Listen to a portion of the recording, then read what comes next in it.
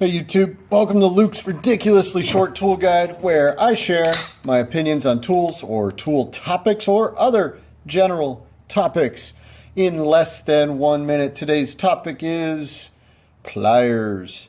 What kind of pliers does a DIYer need? Channel locks. What kind of needle nose pliers do they need? Channel locks. What kind of dikes do they need? Channel locks. Unless you want to pull out screws, in which case, Negisaurus is really good stuff.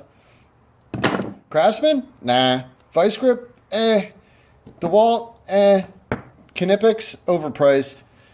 Made it, channel lock made in America. Not a problem. You can find them anywhere. You can find them on sale. You can get them for as low as 11 bucks, 10 bucks. It's exactly and what you need, everything you need. That's it. Need pliers? Buy channel locks. Thanks for tuning in. My name's Luke. This one didn't take a minute.